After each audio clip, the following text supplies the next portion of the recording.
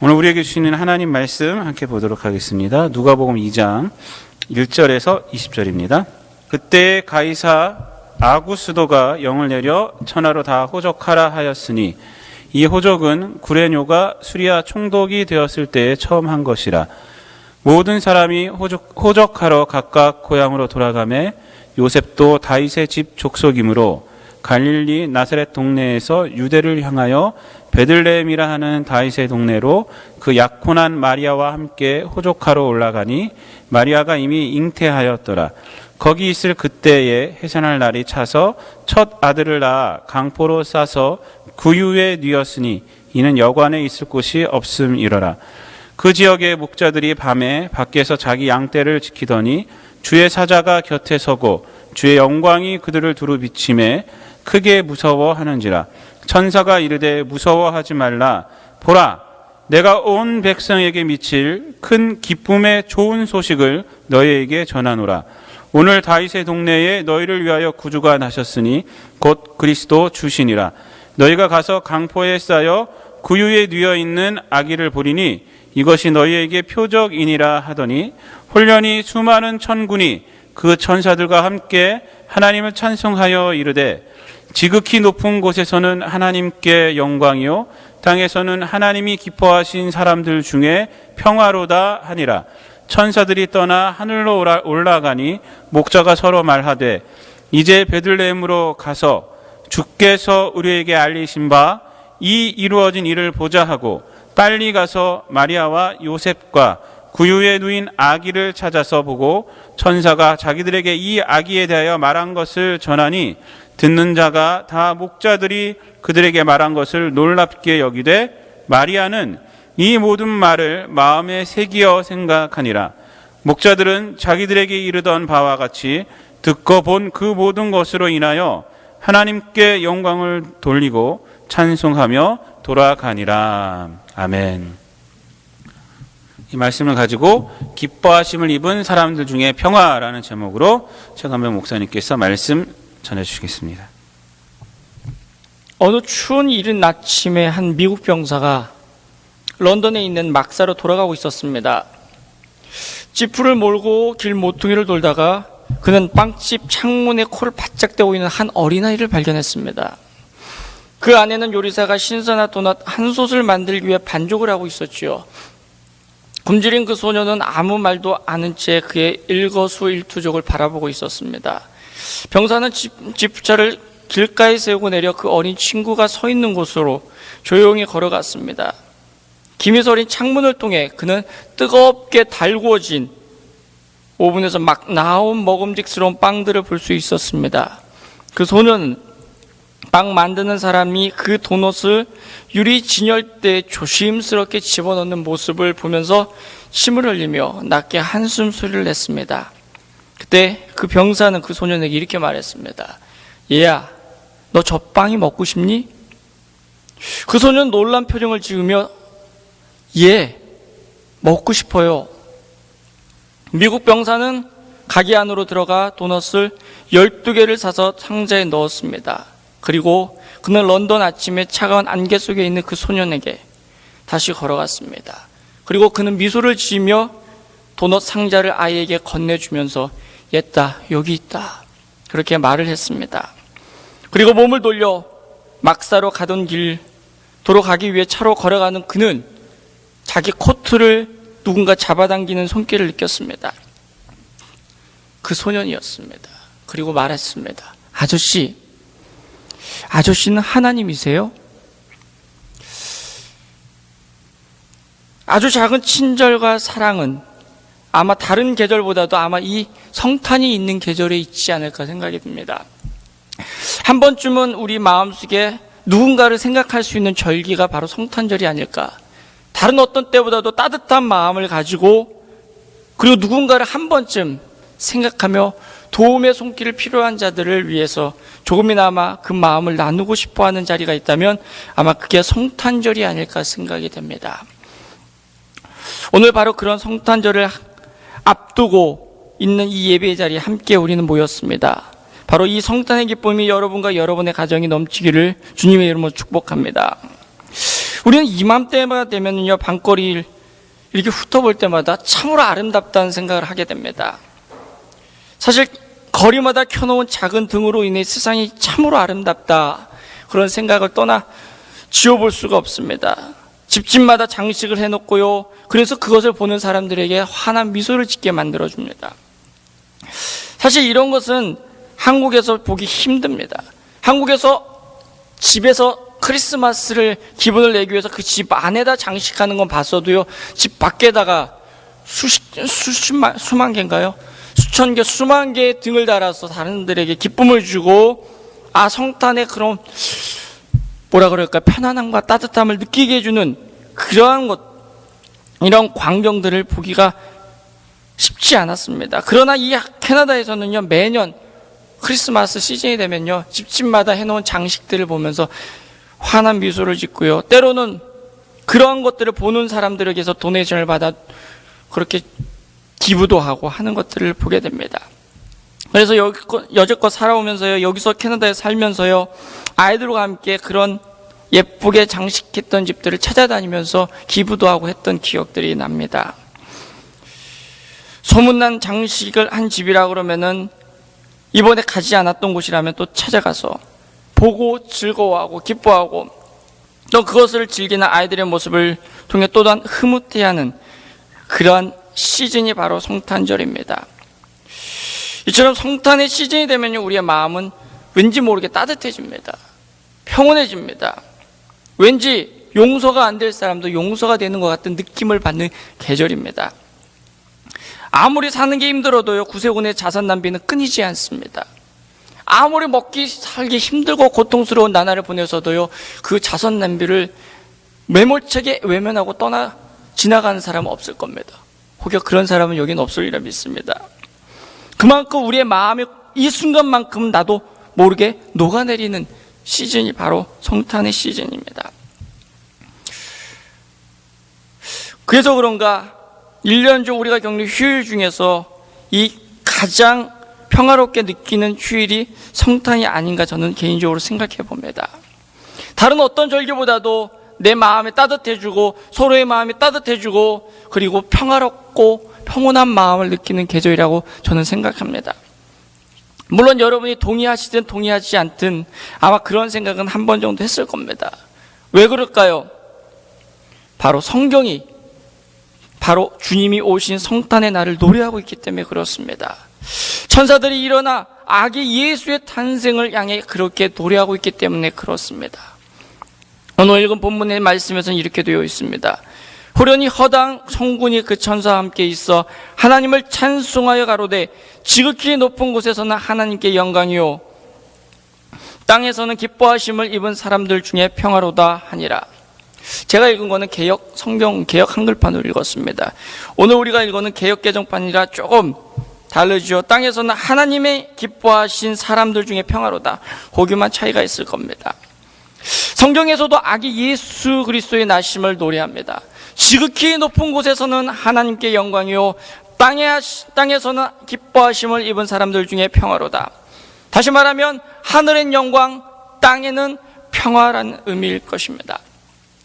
하나님께서 가장 기뻐하시는 일이 바로 예수 그리스도가 이 땅에 오심이었습니다. 왜 그렇습니까? 예수님께서 이 땅에서 행하실 일, 그 일 때문이었습니다. 예수님을 통해서 하나님은 우리를 향한 구원의 계획을 이루어 가실 것이기 때문에 그렇습니다. 그래서 예수님께서 태어나실 것을 천사를 통해 알리시면서 그의 이름을 예수라 지으라 하셨습니다. 왜냐하면 그가 저희 백성을 자기 죄에서 구원할 자이셨기 때문에 그렇습니다. 그렇기 때문에 하나님께서 기뻐하셨던 것은 바로 그 예수 그리스도를 통해서, 그의 나심의 소식을 통해서 하나님께 큰 영광이 되었기 때문에 그렇습니다. 그렇다면 우리가 사는 이 땅은 어떻습니까? 하나님께 영광이고 땅에서는 하나님께 기뻐하심을 입은 사람들 중에 평화라고 이야기했는데, 성경은 땅에서 사는 사람들 중에 평화라고 외치고 있는데 과연 우리는 어떻습니까? 우리 주변에 어떤 모습으로 살아가고 있습니까? 과연 우리는 진정 평화를 누리고 있습니까? 평화라고 말할 수 있는 세상을 살아가고 있습니까? 주님의 오심을 통해 세상 속에는 평화가 깃들었습니까? 그렇지 않습니다. 우리 주변을 돌아보십시오. 오히려 세상에는 슬픔이 끊이지 않고 있습니다. 얼마 전에 미국 코네티컷주의 뉴타운시에 있는 한 초등학교에서 어린 생명이 20명이 죽고 어른까지 27명이 죽는 엄청난 사건이 있었습니다. 더 슬픈 것은요, 그 아이들이 유치원생이 대부분이었습니다. 한 유치원생 교실을 갔다가 그렇게 무참히 총격을 가했던 사건이었습니다. 유치원생인 어린 학생들의 끔찍한 죽음을 맞이했던 미국은 충격이었습니다. 이제껏 그런 사건은 없었습니다. 아무 사고도 할 수 없는 어린, 그럼에도 불구하고 지금도 끊임없이 총기 사고가 2주 사이에 일어났습니다. 이런 말할 수 없는 끔찍한 사건이 일어나고 있는 것이 지금의 현실입니다. 굶주림은 어떻습니까?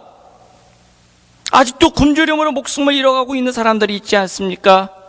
전쟁의 위협 속에 살아가는 나라들이 있지 않습니까? 전 세계 경제 위기로 인해 실직한 사람들은 어떻습니까?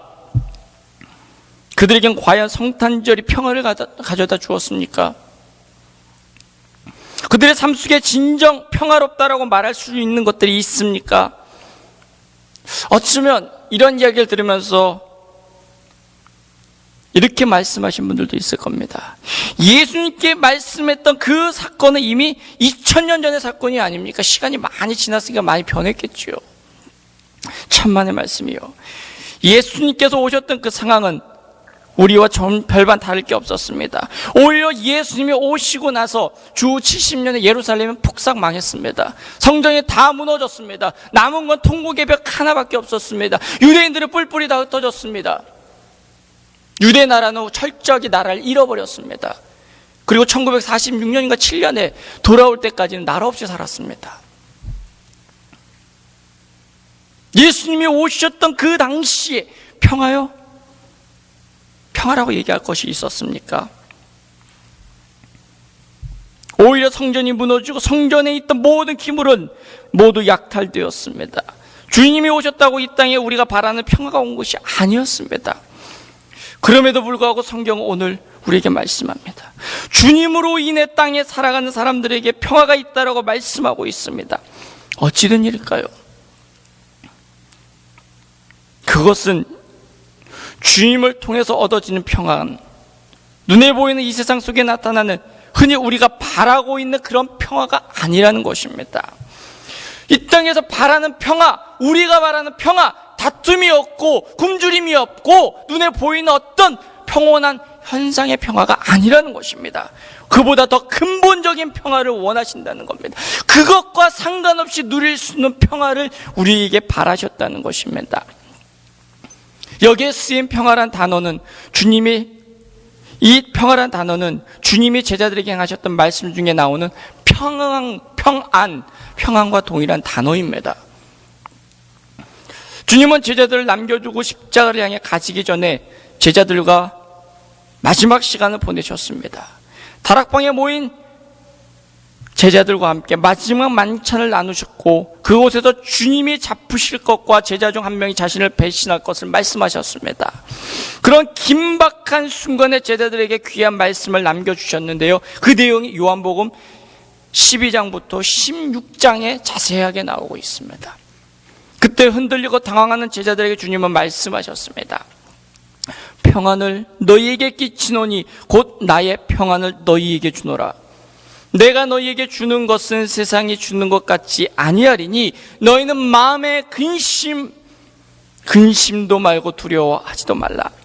주님이 주시는 평안은 바로 주님으로 인해 우리 안에 일어나는 평안을 의미하는 것입니다. 그뿐이 아닙니다. 이 평안은 평강이라는 말로도 바꾸어 쓰입니다. 우리가 잘 알고 암송하는 빌립보서 4장 6절로 7절의 말씀은 이렇게 되어 있습니다. 아무것도 염려하지 말고 오직 모든 일에 기도와 간구로 너희 구할 것을 감사함으로 하나님께 아뢰라. 그리하면 모든 지각에 뛰어난 하나님의 평강이 너희 마음과 생각을 지키시리라. 아멘. 너의 마음과 생각을 지키시는데 무엇이요? 하나님의 평강이. 이것이 주님이 주시는 평화요, 평안이요, 그리고 또한 평강입니다. 바로 우리의 마음과 생각 속에 나타낼 평화가 주님으로 인해 이 땅에 주어질 것이라는 것을 의미합니다. 그런데 문제는 아직도 세상은 평화를 제대로 이해하지 못한다는 데 있습니다. 지도자를 바꾸고 나라가 서로 타협을 하고 서로 간에 정치적 연합을 하면 세상에 더 이상 다툼이 사라지고 평화가 이루어질 것 아닙니다.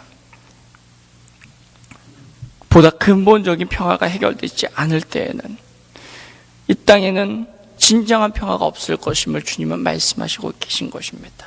그것은 정작 우리 안에서 일어나야 되는 것입니다. 눈에 보이는 그 무엇이 우리에게 평화를 줄 것이 아니라 정작 우리 마음속에 일어나는 평화가 세상의 어떠한 것에 의해도 어떤 환경 속에서도 우리를 흔들리지 않게 만들어준다는 것입니다. 한 번은 평화라는 주제로 그림을 그리는 대회가 있었다고 합니다. 수많은 사람들이 이 주제를 가지고 그림을 그렸습니다. 너나 할 것 없이 아름답고 멋진 그림을 그렸습니다.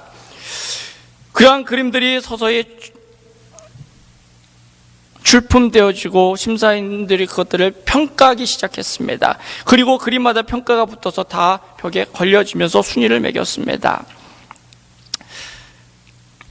그런 평가들 가운데 많은 사람들이 2위의 그림 앞에 서 있었습니다. 도대체 어떤 그림이 2위였을까? 그 그림은 정말로 너무나도 평화로운 광경을 그린 그림이었습니다. 마치 그 그림 속에만 있게 된다면 내가 이 세상의 모든 시름을 잃고 살아갈 만큼 평화로운 모습이었습니다. 세상에서 줄 수 있는 가장 뛰어난 평화로운 광경이 거기 있었기 때문에 그렇습니다. 평온한 환경, 환한 햇살, 그리고 마치 아름답게 지저귀는 새소리가 들리는 것처럼 아주 가장 평화로운 나날의 모습이었습니다. 모두도 그 그림을 보고 감탄했습니다. 그러면서 한 가지 또 기대가 되었습니다. 2위가 이 정도일 텐데 1위는 어떨까? 1위에 대한 그림에 대한 기대를 가지고 1위의 그림을 보러 사람들이 몰려갔습니다. 그런데 사람들은 1위의 그림을 보면서 2위와 비교했을 때 도저히 납득이 가지 않았습니다. 평화라고는 어디도 찾아볼 수 없는 격동 속에 있는 어미새와 아기새의 모습만 볼 뿐이었습니다. 거친 파도가 일고 있는 바다, 그 위에 세차게 몰아치는 비바람과 천둥, 번개, 거기에다가 절벽 위에 있는 작은 둥지에 어미새와 아기새가 있는 그 그림이 도대체 어떻게 1위가 될 수 있을까? 사람들이 고개를 갸우뚱하면서 도대체 이게 어떻게 가능한가 의문을 갖기 시작했습니다. 그때 심사위원이 1위가 된 이유를 설명했습니다. 저 그림의 아기새를 보십시오. 밖에서는 어떤 일이 벌어지는지 모르지 어미새 품에서 누워 평화롭게 잠들고 있는 저 아기새의 모습이야말로 최고의 평화로운 모습이 아니겠습니까? 거친 비바람이 치고 번개같이 천둥이 쳐도 아랑곳하지 않고 누워있는 그 아기새가 진정 누리는 게 평화가 아닙니다. 내 주변의 환경을 평화롭게 했을 때 누리는 평화는 일시적입니다. 어쩌면 그것은 가식일 수도 있습니다. 그걸 다 걷어버렸을 때도 우리가 평화로울 수 있을까? 세상이 주는 평화는 그것입니다. 내 주변의 환경들을 채워줬을 때 그때 만족스럽게 보입니다. 하지만 그것을 다 걷어냈을 때도 그 평화가 유지될 것인가? 주님은 그게 아니라는 겁니다. 주님이 주시는 평화는 내 주변에 거친 비바람이 쳐도 어미 품에서 새근새근 평화롭게 잠들 수 있는 아기와 같은 평안을 주기를 원하셨습니다. 이것이 주님이 바라는 진정한 평화입니다. 밖에서 일어나는 일에 요동하지 않고 그 안에서 평온히 잠들 수 있고 웃을 수 있는 이 사람이야말로 진정한 평화를 아는 사람들인 것입니다. 이것이 주님이 말씀하시는 평화입니다. 우리 마음속에 이 평화가 깃들고 이 평강이 넘친다면 이 세상이 어떻게 되겠습니까? 이 세상에 때로는 나를 만족을 줄 수 없다 할지라도 그와 아랑곳하지 않고 우리는 평화로울 수 있습니다. 그는 절대로 어떤 상황에서도 평화를 잃지 않을 것입니다. 오히려 어떤 상황 속에서도 기쁨과 평강을 맛볼 것입니다. 바로 우리에게 주어지는 이러한 평화가 세상에 필요한 것입니다. 세상에 무엇을 만들어야만 하는 것이 아니라 우리 안에서 일어나는 놀라운 평화가 진정 성탄을 통해 우리에게 주시고자 하는 예수님의 평화인 것입니다. 그런데 왜 세상은 그러한 평화를 맛볼 수 없을까요? 왜 세상에서는 이러한 평화를 누릴 수 없을까요? 왜? 그건 간단합니다. 세상이 그 평화를 가져다 주는 예수님을 거부했기 때문에 그렇습니다. 예수님이 이 땅에 오실 때 그 누구도 그의 오심을 눈여겨보지 않았습니다. 심지어 하나님의 보내실 자를 기다리는 자에게도 마찬가지였습니다. 하나님께서 보내신 예수님을 제대로 알지 못했습니다. 예수님께서 나셔야 하건만 그 누구도 그에게 방을 내어주지 않았습니다. 유대민족 그 누구도 예수님을 거들떠보지 않았습니다. 결국 그는 짐승들 속에서 태어나셔야 했습니다. 이게 세상이 예수님을 받아들인 방법이었습니다. 하지만 이건 그때만의 일이 아닙니다. 이 시대도 마찬가지입니다. 어디에도 예수님을 기쁘게 받아들이는 곳은 없습니다. 예수님을 오히려 배척하고 거부합니다. 그분이 주시는 평화 또한 거절합니다. 이것이 바로 우리가 사는 세상입니다. 그래서 예수님께서는 세상을 향해 강하게 이렇게 말씀합니다. 내가 세상에 화평을 주러 온 줄로 생각하지 말라. 화평이 아니요 검을 주려 왔노라. 왜 그렇습니까? 세상이 생각하는 방식대로 나를 받아들인다면 다툼밖에 생기지 않는다는 겁니다. 세상에 생각하는 방식대로 하면 예수님은 도저히 화평을 내어줄 수 없다는 겁니다. 오히려 세상에 예수님으로 인해 다툼이 일어날 수밖에 없다는 겁니다. 왜 그렇습니까? 바로 세상에서 예수님이 거부되었기 때문에 그렇습니다. 세상 속에서 예수님을 배척당하고 있기 때문에 그렇습니다. 죄송한 말이지만 이러한 일들이요 교회 밖에서만 일어나는 줄 아십니까? 천만에요. 교회 안에서도 동일하게 일어나고 있습니다.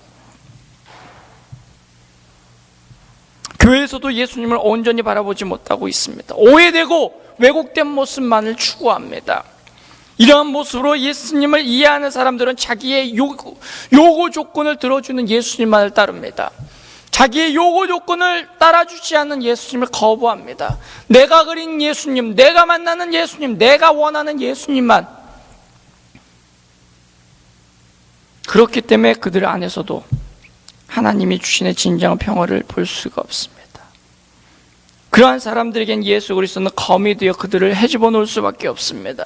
성탄을 나누는 이 시간에 과연 여러분은 예수님을 평화의 왕으로 여기고 계십니까?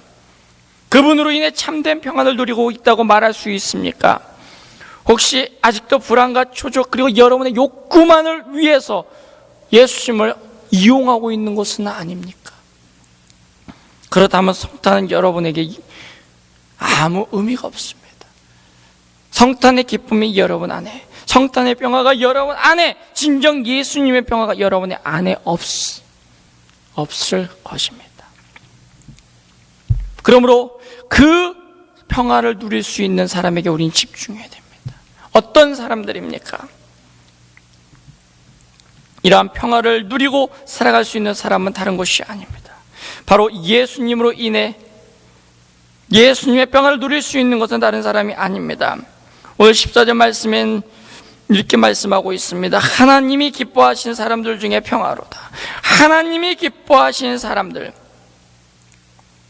바로 하나님의 기뻐하심을 입은 사람들 중에 평화가 온다는 것입니다. 오늘 설교의 제목, 기뻐하심을 입은 사람들 중에 평화. 다른 말로 하면 하나님의 기뻐하심을 입은 사람들, 바로 그 사람들에게 이 평화가 주어진다는 것입니다. 그것이 제가 오늘 설교의 제목을 삼은 이유입니다. 그 평안을 내가 누릴 수 있으려면 어떻게 됩니까? 거꾸로 말하면 내가 그 평화를 얻을 수 있는 사람이 되기 위해서 무엇을 해야 되는지를 묻는 질문입니다. 하나님의 기뻐하심을 입은 사람들이요, 과연 어떤 사람들입니까? 첫째로 주님을 향해 우리의 마음을 여는 것입니다.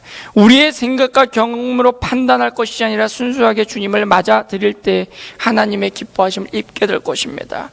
어디서 어떻게 될 것인지를 논리적으로 따질 것이 아니라 주님이 오셨을 때 주님 앞에 당당히 문을 열어줄 수 있는 사람, 그것이 바로 주님의 평안을 누릴 수 있는 사람입니다. 미국 어느 작은 마을에 윌리라고 불리는 9세 소년이 있었습니다.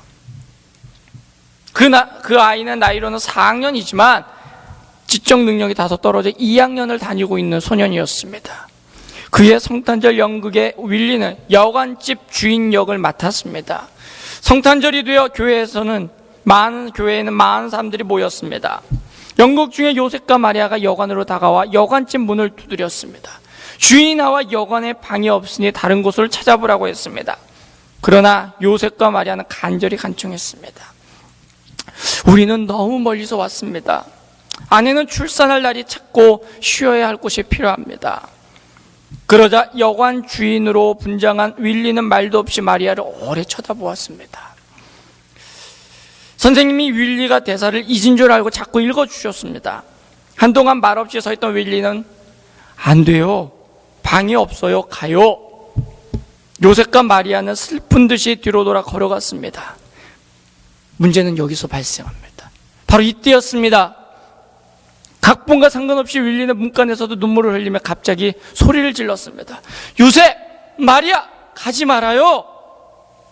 마리아를 데리고 돌아와요. 내 안방을 써요. 내 방에서 쉬란 말이에요.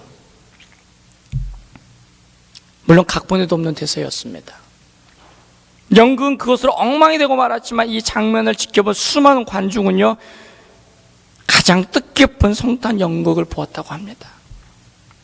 이 작은 아이의 행동은 솔직히 연극을 망쳤습니다. 그러나 여러분 생각은 어떻습니까? 이 아이는 자신이 연극을 하고 있다고 여긴 것이 아니었습니다.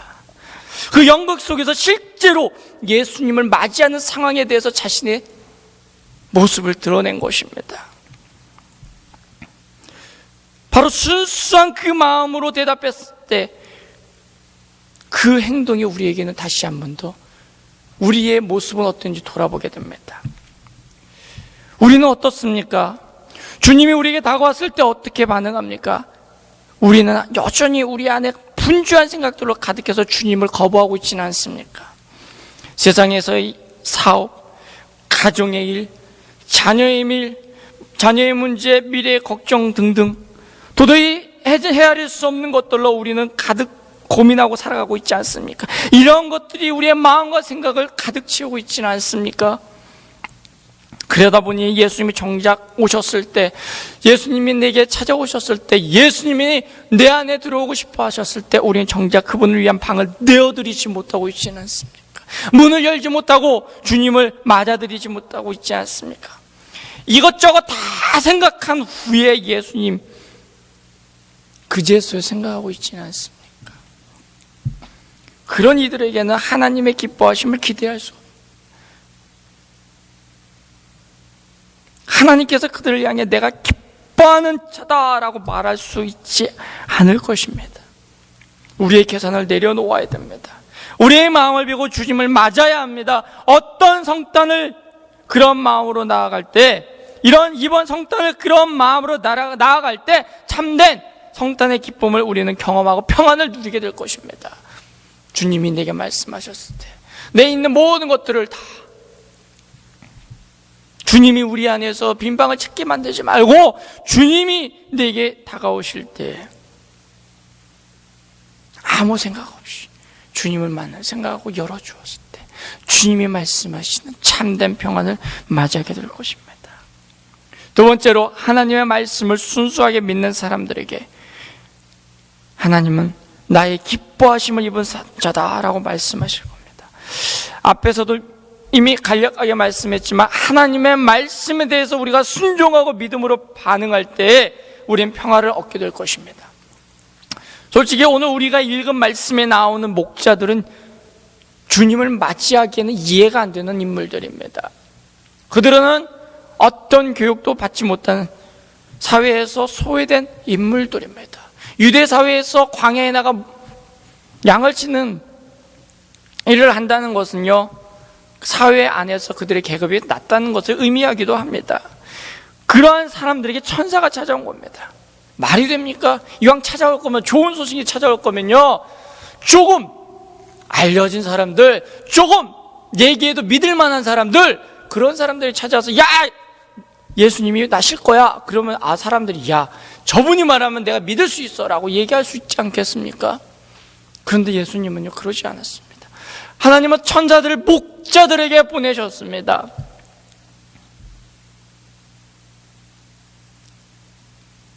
근데 목자들은 또 어떻습니까?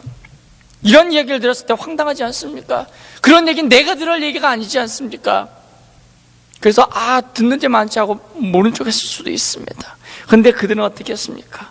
그거를 듣고요, 믿었고요, 그대로 행동에 옮겼습니다. 그래서 성경은 이렇게 말씀합니다. 천사들이 떠나 하늘로 올라가니 목자가 서로 말하되, 이제 베들레헴까지 가서 주께서 우리에게 알리신 바 이루어진 일을 보자 하고 빨리 가서 마리아와 요셉과 구유에 있는 아기를 찾아서 보고, 천사가 자기들에게 아기에 대해 말한 것을 고하니, 사랑하는 성도 여러분, 여러분들이 예수를 수년간 믿고 교회를 오래 다녀도 세상 속에 참 평안을 누리지 못하는 이유를 아십니까? 다른 데 있는 것이 아닙니다. 하나님의 말씀을 순수하게 믿고 행하지 않았기 때문입니다. 예수님께서 오실 것에 대해서 구약의 선지자들은 얼마나 예언했는지 말로 표현할 수 없습니다. 그것을 누구보다 잘 알고 있던 사람들이 종교 지도자였습니다. 성경을 연구하고 가르치는 이들에겐 당연히 오실 메시아였습니다. 하지만 그 누구도 예수님 오심을 알아차리지 못했습니다. 아니, 여기에 기록되진 않았지만 혹시 제 추측으로는 그들에게 왔어도 외면당했을 거라고 저는 생각을 합니다. 어쨌거나 성경 어디에도 이들에게 대해서 예수님이 나실 것을 알려줬다는 내용은 나오지 않습니다.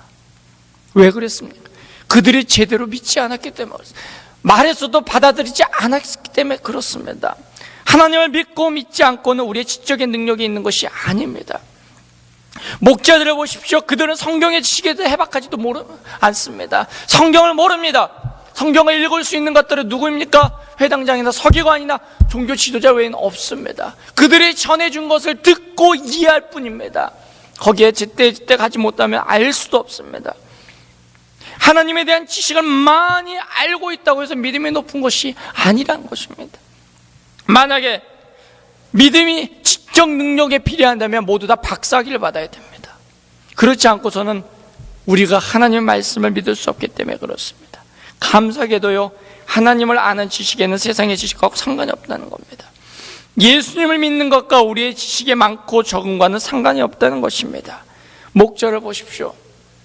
그들은 제대로 받은 교육이 없습니다. 그럼에도 불구하고 예수 그리스도의 나심을 제일 먼저 듣고 전하는 자가 되었습니다.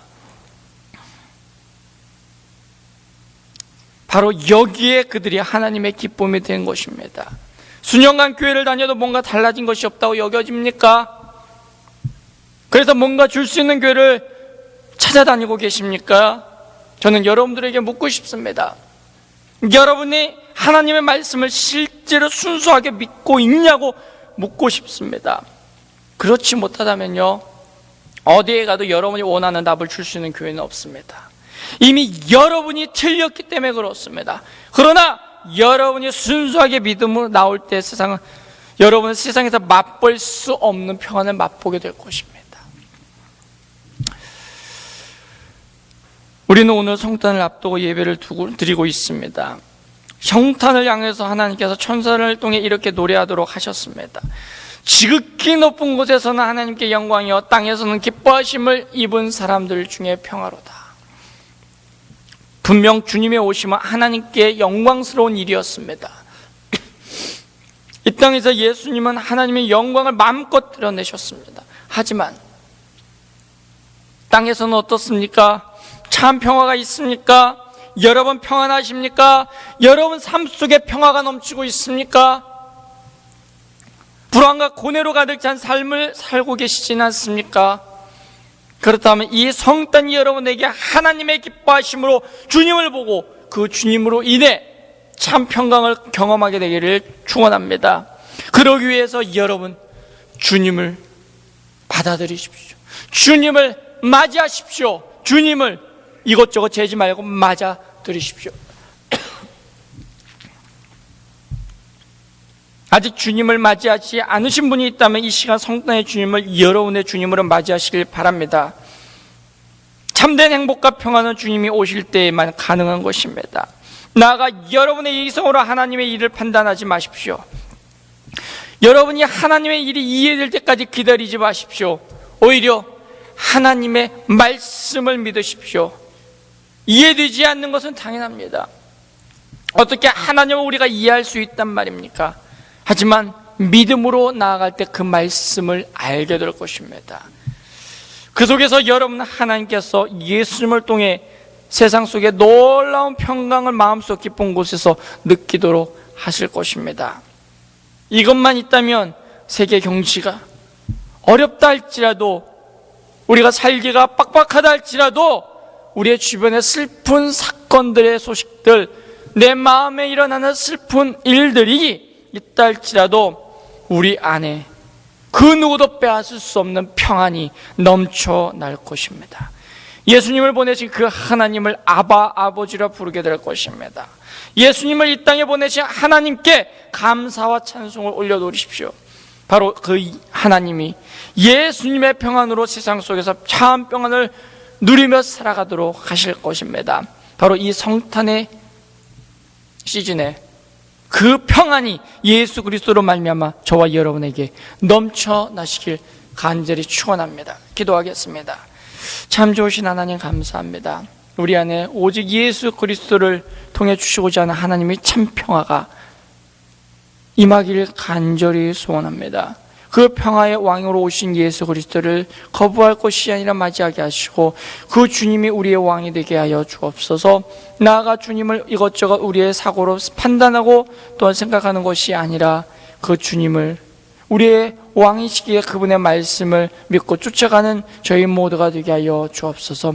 이 시간 성탄의 기쁨을 알게 하여 주시고 성탄의 참 소망이 우리로 인해 세상 곳곳에 드러나 하나님께 영광의 이 땅 가운데 하나님의 기뻐하심을 입은 모든 이들에게 평화가 되는 놀라운 일들로 가득하게 하여 주옵소서. 감사드리며 예수 그리스도의 이름으로 간절히 기도했습니다.